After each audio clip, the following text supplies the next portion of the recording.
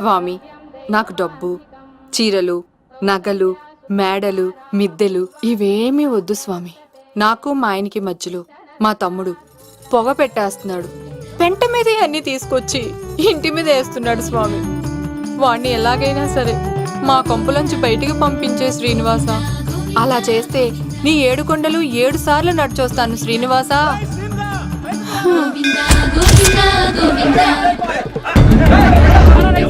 ఏమైంది అన్నయ్య గారు? బాగుందమ్మా, నువ్వు అన్నయ్య అని పిలుస్తున్నావు, నీ తమ్ముడు నన్ను మామయ్య అని పిలుస్తున్నావు.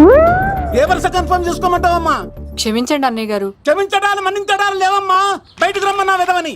మీరేమనుకోకండి. పిలిచారా ప్రెసిడెంట్ గారు? ఏంటి కాలనీ అంతా మా కొమ్మ మీదకి వచ్చారు? చందాల కోసమా? ఏమే ఓ 10 రూపాయలు పడే. ఏమండి, శిలాఫలకం మీద నా పేరు కూడా చెక్కించండి.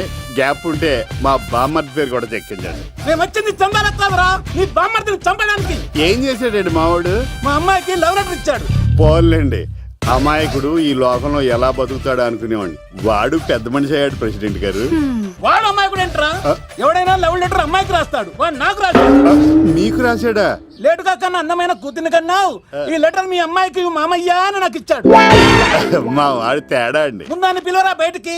అది కదా అన్నయ్య గారు. ఉండే నా వరుసే కన్ఫర్మ్ చేసుకోండి. ఆ అమ్మాయి అదృష్టవంతురాలు. వీధిలోనే మంచి సంబంధం దొరికింది. వచ్చే నెల కళ్యాణమస్తు కార్యక్రమంలో కొండ మీద పెళ్లి చేద్దాం. నువ్వు బావవా బ్రోకర్వా? అరే నీ బామ్మర్ది ముఖానికి ఒక లెటర్.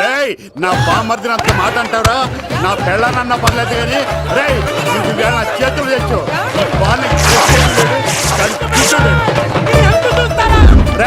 తెలిసిన కుర్రాడు మోటార్ బైక్ మీద లిఫ్ట్ ఇస్తానంటే మీ కూతురు ఎక్కించర్రా?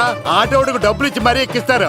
ఎలాగిచ్చాను అటాక్? చిచ్చి, సిగ్గులేని జన్మ. నీ జన్మ గురించి నువ్వెందుకే తిట్టుకుంటా? చిచ్చి, నడి రోడ్డు మీద పరువు తీసేస్తాడు. తల్లి లేని పిల్లోడు కదా అని పెంచితే ఇంత క్షోభ పెడతాడా? తండ్రి అలా తయారయ్యాడు, వీడు ఇలా తయారయ్యాడు, మీరు ఇలా తయారయ్యారు. ఇదిగో ఇప్పుడే చెప్తున్నాను, ఈ రోజు నుంచి వాడి ఇంట్లో ఉండడానికి వీల్లేదు. నీ నిర్ణయం ఇదే అయితే నేను నా బామ్మర్ది పుట్టింటికి వెళ్ళిపోతాను. ఆగండి, మీరు ఎక్కడికి వెళ్తున్నారు? పదండి ఇంట్లోకి. మరి నా బామ్మర్ది? ఇద్దరు కలిసి తగలడండి. బావా ఆ కూర లేదు కదా, బీరేసేద్దంతా. వెయ్యను. ఎందుకు అక్కేమని తిట్టిందా? నువ్వే చూడు.